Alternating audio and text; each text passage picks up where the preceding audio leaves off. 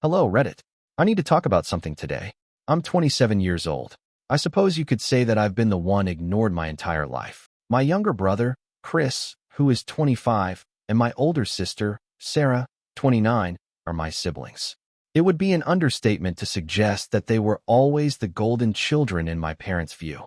They could never do anything wrong, but I was just there. Sarah excelled academically as a child, consistently receiving straight A's and participating in all school-related activities before attending a prestigious Ivy League university. It was my parents' obsession.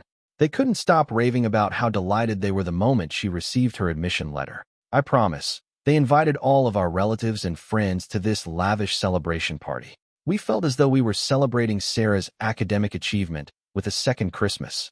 Chris, however, didn't have to make a concerted effort. For him, everything just appeared to go smoothly. Following Sarah's example, he enrolled in a prestigious graduate program.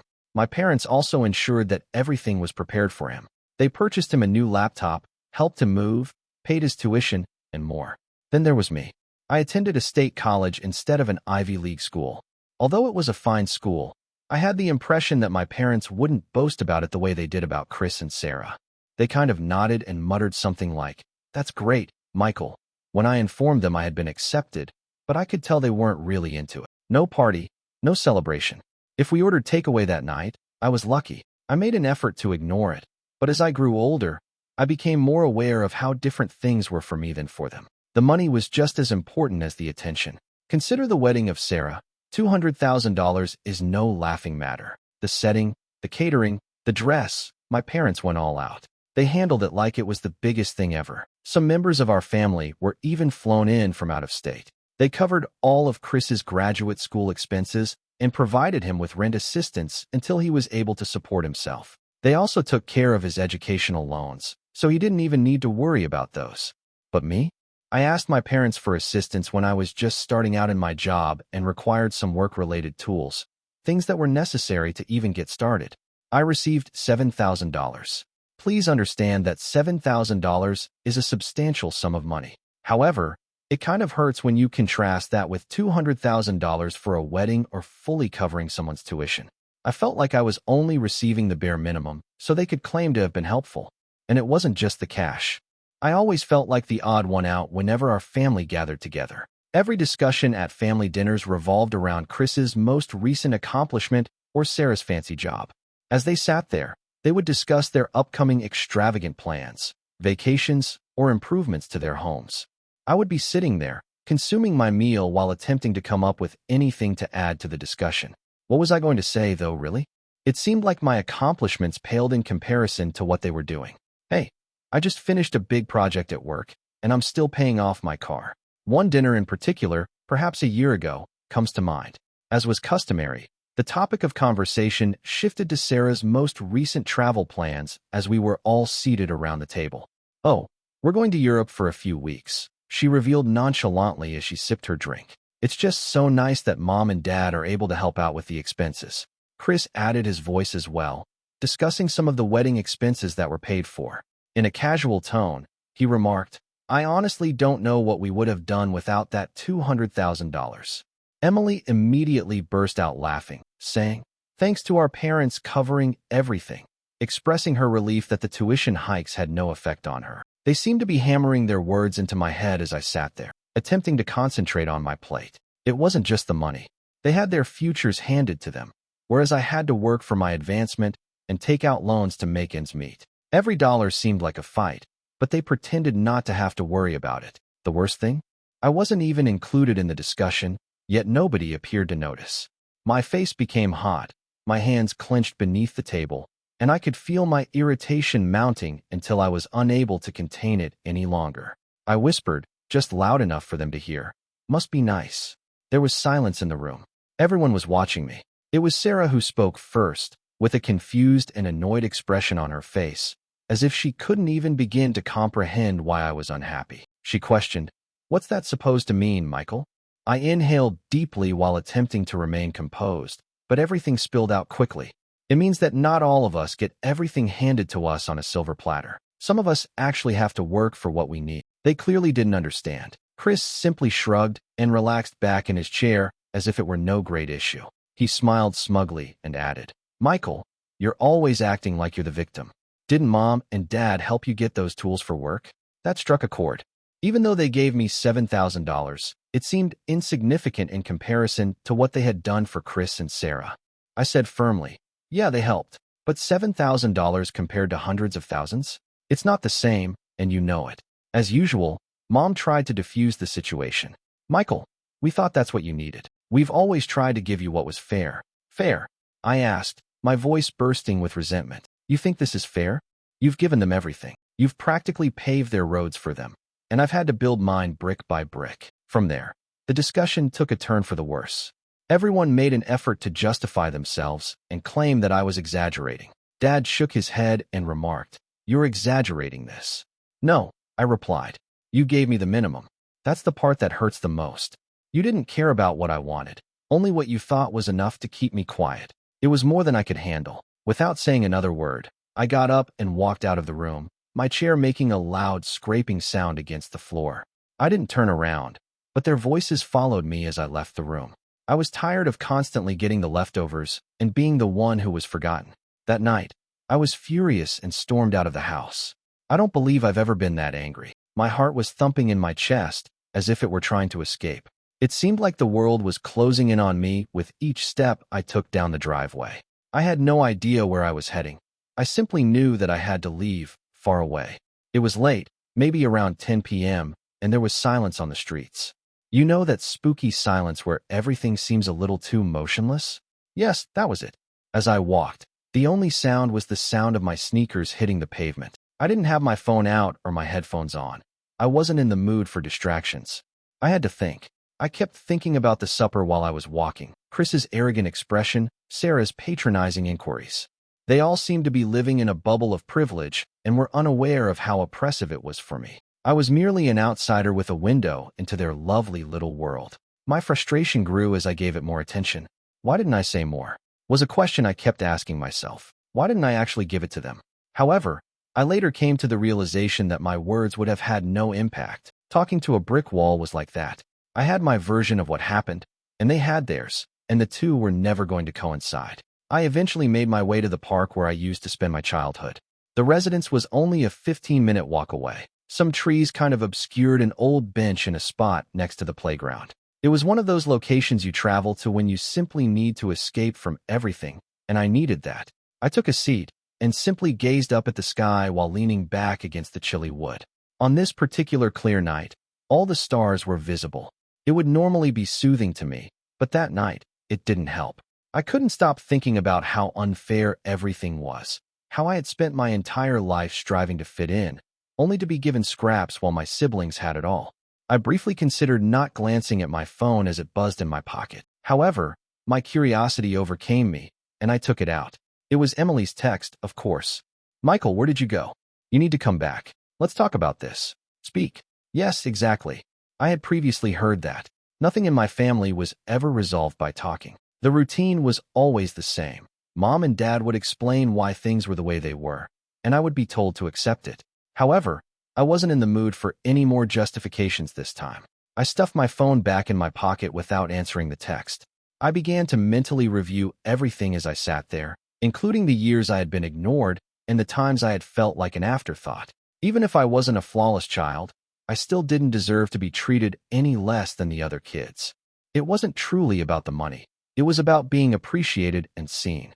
And for whatever reason, my parents had come to the conclusion that Sarah's or Chris's wants and aspirations were more important than mine.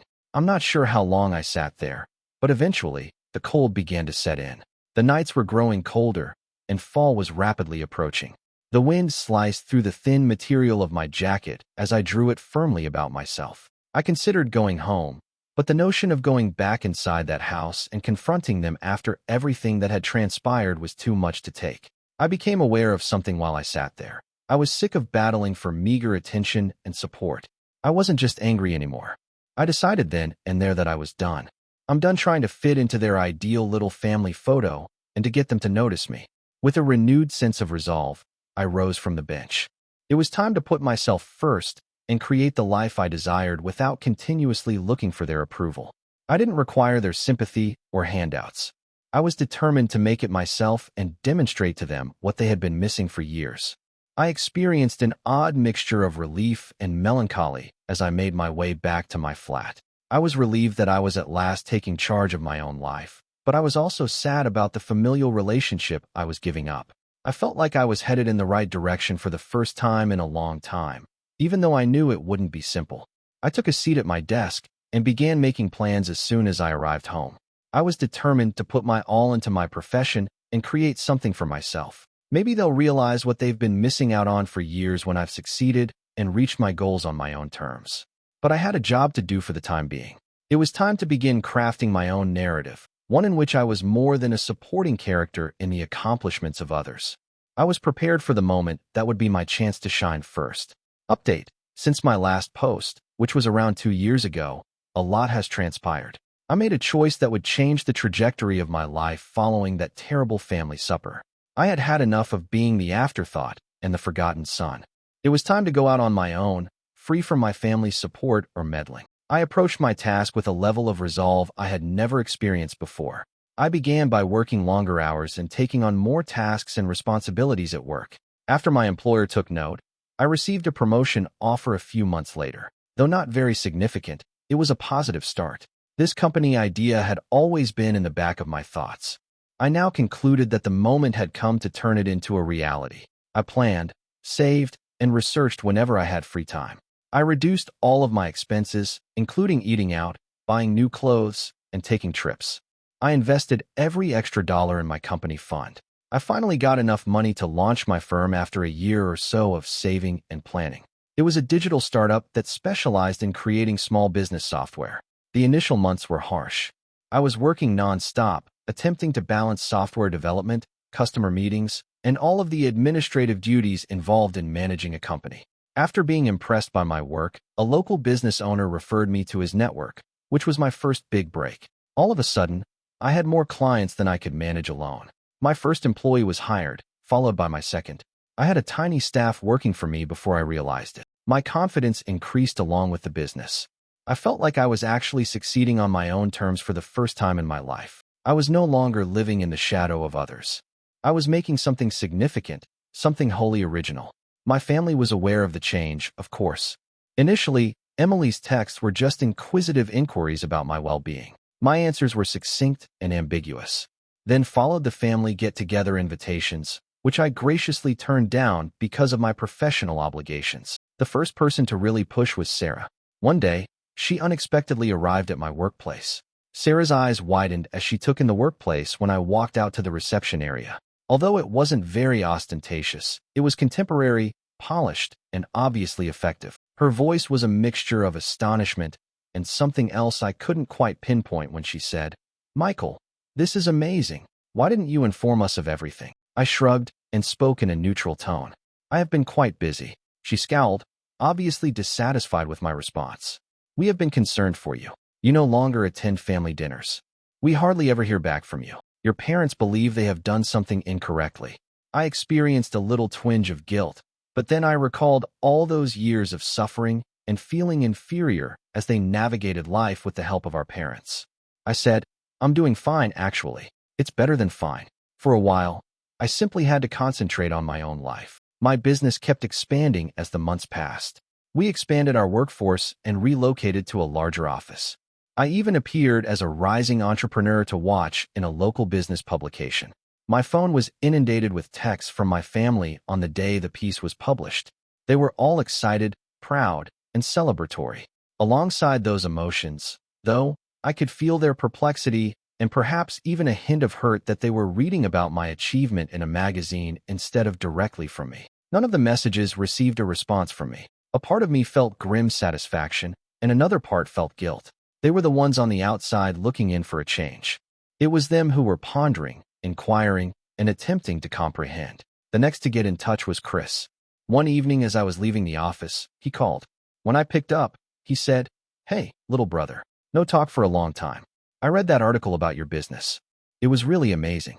I answered in a neutral tone, "Thanks. A lot of work has gone into this, but it's paying off. Look," he went on, "we miss you, dude. Even though I know the family has been acting strangely recently, How about we have supper together this weekend? We may congratulate your success and catch up.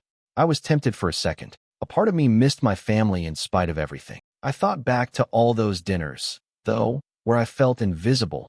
All the occasions when Chris's or Sarah's accomplishments were highlighted above mine.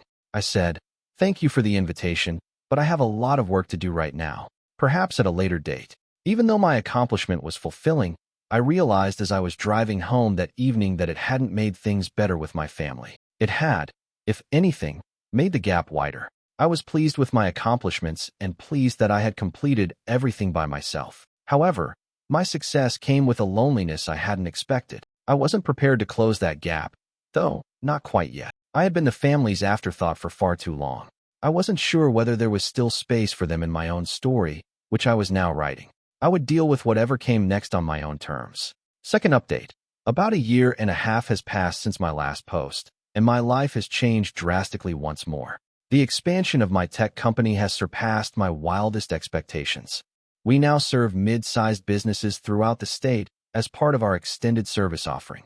We were listed as one of the top 50 startups to watch in a major business magazine last month. My phone was inundated with congratulations the day the piece was published, but one in particular, a voicemail from my mother, stood out. "Michael, honey, it's Mom. We saw the article. Your father and I are so proud of you. We'd love to talk if you have a moment. Please call us back when you can." I was taken aback. My parents hadn't spoken to me directly in more than a year. I wasn't sure how to react after so much time, so I didn't call back right away. A week later, my assistant told me I had guests when I was working late. I was shocked to see my folks standing in the lobby. They appeared older and more worn out than I had recalled. When they saw me, their eyes glowed with a mixture of pride and apprehension. Mom's hair had more gray, and Dad's shoulders appeared to slump. Mom said hesitantly, "Michael, we hope you don't mind us dropping by like this. We simply had to see you." I escorted them to my office, where they gazed at the contemporary furnishings and the accolades that lined the bookcases.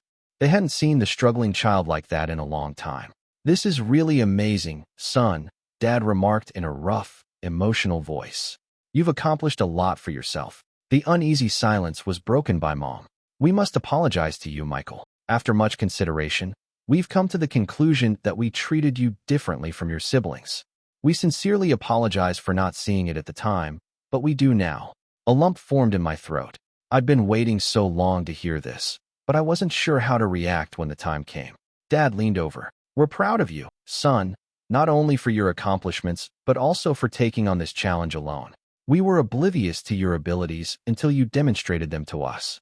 After that, we spoke for a while. I discovered that I was talking more about the setbacks and victories over the previous few years.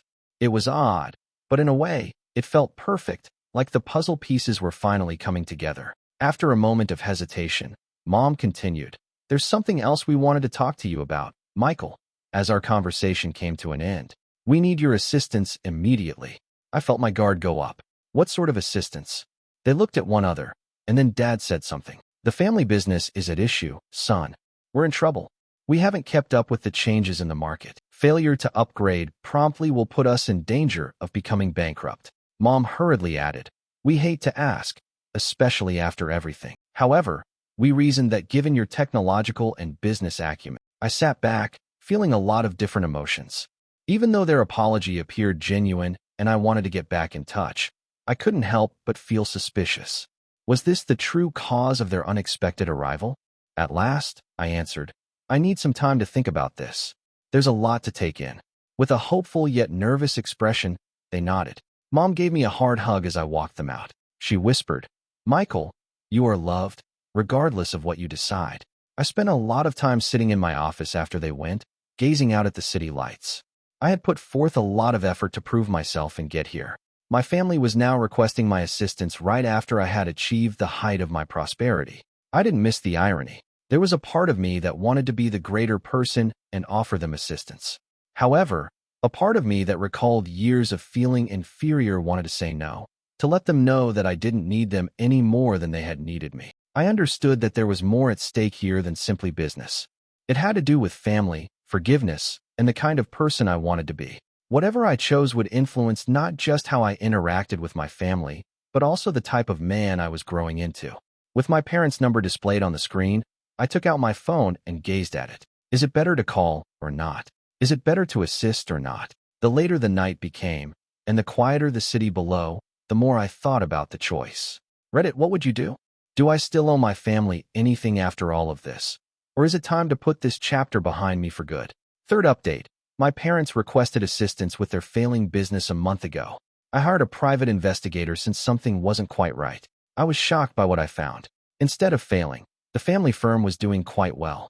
They had recently landed a big deal. However, it wasn't all financial. Deception spanning years was discovered by the investigator, inflating the costs of Sarah's and Chris's education and marriages. My parents had been transferring funds into personal accounts. For Sarah's $200,000 wedding, a large portion of money was transferred to a covert investing account in her name. Emily's tuition was actually paid into a high-yield savings account, and Chris had a trust fund. In addition to favoring my siblings, they had deliberately worked to secure their financial prosperity at my expense. I was enraged. The deliberate choice to keep me out had been made during all those years of feeling inferior and struggling while my siblings navigated life. I summoned my legal staff to a meeting. There were certain dubious tax strategies that could lead to issues if they were discovered, even if the majority of my parents' acts fell into legal limbo. I invited my folks to come to work with me. They came with a hopeful expression, perhaps expecting me to assist them. When they saw my reaction, their faces sank. I said icily, "Sit down. We must speak." I presented all that I had found. I saw their expressions change from shock to guilt to dread with every admission. "How did you accomplish this?" I asked with a trembling voice. "You were purposefully keeping me down while uplifting everyone else, even though I felt inadequate all these years." "What?" My mom broke down in tears. According to my father's explanation, they viewed me as the self-sufficient, powerful one. He spoke in a hollow voice.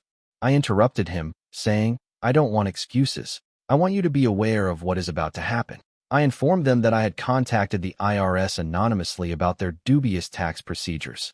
Additionally, I had provided Sarah, Chris, and Emily with proof of how they had profited from our parents' dishonesty. I remarked, "Your ideal family image is about to fall apart, and you can't buy your way out of it this time." "Please, Michael," my father pleaded. "We can make this right. We'll put things right." I chuckled without humor. "That's the issue, Dad. You continue to believe that money can solve any problem. However, you cannot purchase my forgiveness. The years I spent feeling unworthy are irreplaceable." I got to my feet. "Go now? Never again do I want to hear from any of you. I no longer consider myself to have a family." My mother glanced back, crying, as they walked away. "You are loved, Michael. We always have." I gave her a direct look. "I don't want to be involved if this is how you define love." I stayed in my office for a while after they left, feeling a mixture of relief, betrayal, and rage. I was relieved that I could finally stop questioning my value and that I knew the truth. Sarah, Chris, and Emily sent me texts in the days that followed. Some were irate, some beseeching. None of them received a response from me. With fresh energy, I pushed myself back into my work. My business kept expanding, and I discovered fulfillment in coaching aspiring business owners from comparable backgrounds. 6 months have passed since that altercation. The pain of what I've lost, or rather what I never truly had, still aches on some days. Mostly, though, I feel liberated, free from the burden of attempting to convince others of my value when they never intended to. I am aware that some people may believe that I was too severe and that the family deserves forgiveness. However, I've discovered that leaving poisonous relationships, even ones that include your own blood, can occasionally be the healthiest course of action. To everyone who has ever felt like the odd one out, know that your value is not based on how your family views you. You possess the ability to craft your own narrative, generate your own achievements, and locate those who will appreciate you for who you are. For my part, I'm concentrating on creating my chosen family, which consists of friends and co-workers that encourage me, share in my accomplishments without feeling envious, and support me during difficult times without keeping score. Regardless of our backgrounds or experiences, let's celebrate fresh starts, chosen families, and creating our own narratives. We have the power to influence the future, and I'm eager to see where that takes us. Thank you for watching. If you haven't subscribed yet, please do so and hit the notification bell to stay updated with more shocking real-life stories happening around you.